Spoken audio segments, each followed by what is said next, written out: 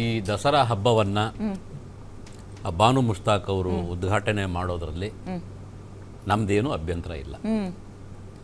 ಯಾಕಂದರೆ ನಮ್ಮಲ್ಲಿ ದಸರಾ ಹಬ್ಬವನ್ನು ನಾಡ ಹಬ್ಬ ಅಂತ ಹೇಳಿ ನಾವು ಅದನ್ನು ಪರಿಗಣಿಸ್ತೀವಿ. ನಾಡ ಹಬ್ಬನ ಅದನ್ನು ಉದ್ಘಾಟನೆ ಮಾಡೋದಕ್ಕೆ ಕೆಲವೊಂದು ಯೋಗ್ಯತೆಗಳು ಇರ್ತವೆ. ಸರ್ಕಾರ ಆ ಮಹಿಳೆಯಲ್ಲಿ ಯಾವುದೋ ಒಂದು ಏನೋ ಒಂದು ಯೋಗ್ಯತೆಯನ್ನು ಇನ್ನೇನನ್ನು ನೋಡಿ ಅವರನ್ನು ಆಯ್ಕೆ ಮಾಡಿದೆ. ಅವರು ಬಂದು ಅಲ್ಲಿ ವಿಶೇಷವಾಗಿ ಅವರು ಅದನ್ನು ಉದ್ಘಾಟನೆ ಮಾಡೋದರಲ್ಲಿ ನಮ್ಮದೇನೂ ಅಭ್ಯಂತರ ಇಲ್ಲ. ಯಾಕೆ ಅಂದರೆ ಕರ್ನಾಟಕದಲ್ಲಿ ಹಿಂದೂಗಳು ಇದ್ದೀವಿ, ಮುಸಲ್ಮಾನರು ಇದ್ದಾರೆ, ಕ್ರಿಶ್ಚಿಯನ್ಸ್ ಇದ್ದಾರೆ, ಯಹೂದಿಗಳಿದ್ದಾರೆ, ಪಾರ್ಸಿಗಳಿದ್ದಾರೆ, ಜೈನರಿದ್ದಾರೆ.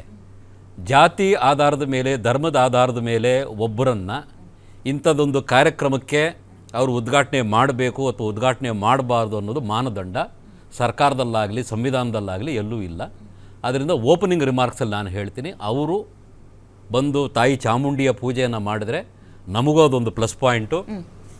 ಇಸ್ಲಾಮಿಯರು ಅವ್ರ ಐಡಲ್ ವರ್ಷಿಪ್ ವಿರುದ್ಧ ಇದ್ದಾರೆ, ರಿಫಾರ್ಮ್ ಆಗೋದಕ್ಕೆ ಇದೊಂದು ಅವಕಾಶ ಅಂತ ನಾನು ಅಂದ್ಕೊಂಡಿದ್ದೀನಿ. ಕಟ್ಟರ್ಪಂಥಿ ಇಸ್ಲಾಂವಾದಿಗಳು ಅವರು ಮಸೀದಿಗಳಲ್ಲಿ ಮದ್ರಸಾಗಳಲ್ಲಿ ಇಸ್ಲಾಮನ್ನು ಪಾಲಿಸಲಿ, ನಾಡ ಹಬ್ಬ ಅಂತ ಬಂದಾಗ ಸ್ವಲ್ಪ ಅವರು ರಿಲ್ಯಾಕ್ಸ್ ಆಗಲಿ ಅಂತ ಹೇಳಿ ನಾನು ಕೇಳ್ಕೊಳ್ತೀನಿ. ಓಕೆ, ನಾನು ನಿರೀಕ್ಷೆಗೂ ಮೀರಿ ಇವತ್ತು ಭಾಸ್ಕರ್ನ ಅಂದರೆ ತುಂಬ ಆಶ್ಚರ್ಯ ಆಯಿತು ಭಾಸ್ಕರನ್ ಅವರ ಈ ಮಾತುಗಳನ್ನು ಕೇಳಿ. ಓಕೆ, ಈಗ ನಾಗೇಂದ್ರ ಪ್ರಸಾದ್ ಅವರೇ ನಿಮ್ಮ ಓಪನಿಂಗ್ ಕಾಮೆಂಟ್ ತಗೊಳ್ಳೋಕ್ಕೆ ಇಷ್ಟಪಡ್ತೀನಿ ನಾನು. ನೋಡಿ, ನಾಡ ಹಬ್ಬ ನಡೆಯುವಂಥ ಸಂದರ್ಭದಲ್ಲಿ ಅನೇಕ ಗಣ್ಯರ ಕೈಯಲ್ಲಿ ಈ ಒಂದು ಕಾರ್ಯಕ್ರಮದಲ್ಲಿ ಭಾಗವಹಿಸೋದಕ್ಕೆ ಅವಕಾಶ ಮಾಡಿಕೊಟ್ಟಿರ್ತಕ್ಕಂಥದ್ದು ಇತಿಹಾಸ. ಈ ಒಂದು ಕಾಲಘಟ್ಟದಲ್ಲಿ ಸರಿಸುಮಾರು ನಾವು ಸ್ವಲ್ಪ ವಿಭಿನ್ನವಾಗಿ ಮಾತಾಡೋದು ನೋಡೋಣ. ಏನು ಕಾಂಗ್ರೆಸ್ ಸರ್ಕಾರ ಬಂದ ನಂತರ ದಿನ ಬೆಳಗಾದ್ರೆ ತಮ್ಮ ಡಿಬೇಟ್ಗಳಲ್ಲಿ ಸರಿಸುಮಾರು ಮುಸಲ್ಮಾನ್ ಬಾಂಧವರಾಗಿರ್ಬೋದು, ನಾವಾಗಿರ್ಬೋದು, ಅನೇಕ ವಿಚಾರಗಳ ಬಗ್ಗೆ ಚರ್ಚೆ ಮಾಡೋದಕ್ಕೆ ವೇದಿಕೆಗಳಿಗೆ ಬಂದಿದ್ದೀವಿ. ಕಾರಣ ಏನು ಅಂತಂದರೆ, ಈ ಕಾಂಗ್ರೆಸ್ ಸರ್ಕಾರ ಬಂದ ನಂತರ ರಾಜ್ಯದಲ್ಲಿ ಯಾರನ್ನು ನೆಮ್ಮದಿಯಾಗಿ ಬದುಕೋದಕ್ಕೆ ಬಿಡಬಾರ್ದು ಅಂತಕ್ಕಂಥದ್ದು ಅವರ ಒಂದು ಮೂಲ ಉದ್ದೇಶ ಅಂತಕ್ಕಂಥದ್ರಿಂದ ಸ್ಪಷ್ಟ. ಎಲ್ಲ ಹೇಳ್ತಾ ಇದ್ದೀನಿ, ಅದಕ್ಕಿದಕ್ಕೆ ಏನು ಸಂಬಂಧ ಅಂತಂದ್ರೆ, ಒಂದು ನಿಮಿಷ ರಾಜಕಾರಣ ಮಾಡಬೇಕು ಅಂತಂದ್ರೆ ಕೆಲವು ಜಾತಿ ಧರ್ಮಗಳ ಮಧ್ಯದಲ್ಲಿ ಎಲ್ಲ ಒಂದು ಆಗ್ತಾ ಇರ್ಬೇಕು ಬೆಂಕಿ ಅವಾಗ ಒಂದು.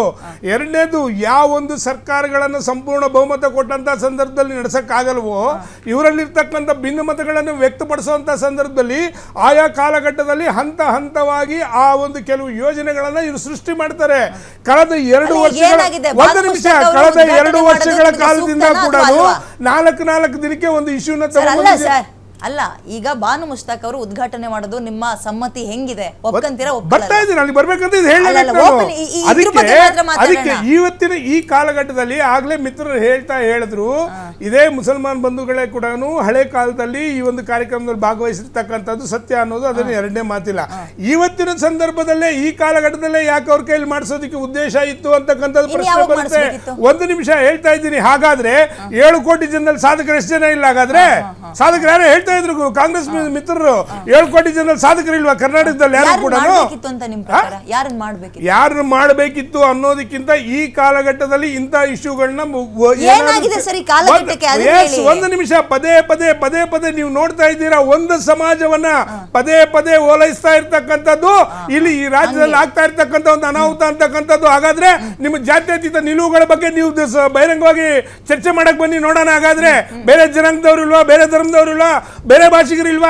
ಬೇರೆ ಸಾಧಕರು ಇಲ್ವಾ? ಹಾಗಾದ್ರೆ ಮುಸ್ಲಿಂ ಧರ್ಮದವರು ಅನ್ನೋದಕ್ಕೆ ಬೇಡವಾ ನಿಮ್ಗೆ? ಮುಸ್ಲಿಂ ಧರ್ಮ ನಾವು ಬೇಡ ಅನ್ನೋ ಪ್ರಶ್ನೆ ಮಾತಾಡಿರಲ್ಲ. ಈ ಕಾಲಘಟ್ಟದಲ್ಲಿ ನಾನು ಯಾವ್ದಕ್ಕೂ ಒಪ್ಕೋತೀವಿ ಅನ್ನೋದಕ್ಕಿಂತ ನೀವು ಹೇಳಿದ ಮಾತುಗಳನ್ನು ಸರ್ಕಾರ ಕೊಡ್ತಾ ಇಲ್ಲ. ನಾನು ಹೇಳ್ತಾ ಇರ್ತಕ್ಕಂಥದ್ದು ಕೆಲವು ಇಶ್ಯೂಗಳನ್ನ ನೀವು ಜನಗಳ ಮುಂದಕ್ಕೆ ತಂದು ಜನಗಳನ್ನ ನೆಮ್ಮದಿ ಹಾಳು ಮಾಡೋದಕ್ಕೆ ಪದೇ 2 ವರ್ಷಗಳಿಂದ ನಡೀತಾ ಇರೋದು ಈ ರಾಜ್ಯದಲ್ಲಿ ಒಂದು ಸಮಾಜವನ್ನ ಓಲೈಕೆ ಯಾಕೆ ಓಲೈಕೆ ಮಾಡ್ತಾರೆ? ಪ್ರತಿಭಟನೆ ಮಾಡೋರಾಗಾದ್ರೆ ಮಾತಾಡಿ ನೋಡೋಣ. ಬೇರೆ ಧರ್ಮದವ್ರನ್ನೆಲ್ಲ ನೀವು ಯಾಕೆ ಇದೇ ರೀತಿಯಲ್ಲಿ ನೀವು ಓಲೈಕೆ ಮಾಡ್ತಾ ಇಲ್ಲ? ಹಾಗಾದ್ರೆ ನೋಡಿ ಸರ್, ಇಲ್ಲಿ ಯಾರು ನಿಮಗೆ ಅಪೋಸ್ ಮಾಡ್ತಿಲ್ಲ, ನಿಮ್ ವಾಯ್ಸ್ ಕೇಳಿಸುತ್ತೆ, ನಿಧಾನವಾಗಿ ಹೇಳಿ. ನಿಮಗೆ ಮುಸ್ಲಿಂ ಧರ್ಮದವರು ಅನ್ನೋ ಕಾರಣಕ್ಕೆ ಬೇಡವಾ? ಯಾವುದೇ ಕಾರಣಕ್ಕೂ ಜಾತ್ಯತೀತ ಜನತಾದಳ ಮುಸ್ಲಿಂ ಧರ್ಮದವರಿಗೆ ಕೊಟ್ಟಿರ್ತಕ್ಕಂಥ ಶ್ರೀಮಾನ್ ದೇವೇಗೌಡರ ಕೊಡುಗೆಗಳು ಅಪಾರ. ನೀವು ಬೇಡ ಅಂತಕ್ಕಂಥ ಮಾತನ್ನ ನಾವು ಹೇಳ್ತಿಲ್ಲ. ನೀವು ಕೇವಲ ಏನೋ ಅವ್ರನ್ನ ಕರ್ಸಿದ ಕೂಡಲೇ ಓಲೈಸಿದೀವಿ ಅಂತಕ್ಕಂಥ ಮಾತಲ್ಲ. ಇವತ್ತಿನ ಕಾಲಘಟ್ಟ ಸರಿ ಇಲ್ಲ. ಪದೇ ಸೂಕ್ಷ್ಮವಾಗಿ ಹೇಳ್ತಾ ಇದ್ದೀನಿ. ಇವತ್ತಿನ ಕಾಲಘಟ್ಟದಲ್ಲಿ ಒಂದು ಸಮಾಜವನ್ನ ಬೇಕು ಅಂತಾನೆ ಓಲೈಸಿ ಅಲ್ಲಿ ಜನಗಳ ಮಧ್ಯದಲ್ಲಿ ಕೆಲವು ಕಣ್ಣುಗಳನ್ನ ಸೃಷ್ಟಿ ಮಾಡೋದಕ್ಕೆ ಕೆಲವು ಪ್ರಯತ್ನಗಳು ನಡೀತಾ ಇದೆ. ನಿಮಗೆ ಸೂಕ್ಷ್ಮವಾಗಿ ಹೇಳ್ತಾ ಇದ್ದೀನಿ. ಆ ಕಾರಣದಿಂದ ಇದು ಒಂದು ಭಾಗ ಅಂತಕ್ಕಂಥದ್ದು ಬಿಟ್ರೆ ಬಾನು ಮುಸ್ತಕ್ ಅವ್ರ ವಿಷಯದಲ್ಲಿ ನಾವು ಯಾವುದೇ ಕಾರಣಕ್ಕೂ ನಾವು ಅಪೋಸ್ ಮಾಡ್ತಿದ್ದೀವಿ ಅನ್ನೋದಕ್ಕಿಂತನೂ ಈ ಒಂದು ಸಂದರ್ಭದಲ್ಲಿ ಯಾಕೆ ತಂದ್ರೆ ಏನಾಗಿದೆ ಅಂತಕ್ಕಂಥದ್ದು 100ನೇ ಸತಿ ಹೇಳ್ತಾ ಇದ್ದೀನಿ. ಪದೇ ಪದೇ ಒಂದು ಧರ್ಮವನ್ನು ನೀವು ಯಾಕೆ ಕೆದಕಿ ತರ್ತಾ ಇದ್ದೀರಿ? ಮುಸ್ಲಿಂ ಧರ್ಮದ ಓಲೈಕೆಯಲ್ಲಿ ಮುಳುಗೋಗ್ಬಿಟ್ಟಿದೆ, ಸ್ನಾನ ಮಾಡ್ಕೊಬಿಟ್ಟಿದೆ ಕಾಂಗ್ರೆಸ್. ಬೇರೆ ಯಾವ ಧರ್ಮದವರು ನಿಮ್ಗೆ ಕಾಣಿಸ್ತಾ ಇಲ್ವಾ? ಬೇರೆ ಯಾರು ಸಾಧನೆ ಮಾಡಿರೋರು ಕಾಣಿಸ್ತಾ ಇಲ್ವಾ ಅನ್ನೋದು ನಿಮ್ಮ ವಾದ. ಓಕೆ, ಸಾದಿಕ್ ಪಾಷಾ ಅವರೇ, ನಿಮ್ಮ ಫಸ್ಟ್ ಕಾಮೆಂಟ್. ಮೇಡಮ್ ನೋಡಿ, ಈಗ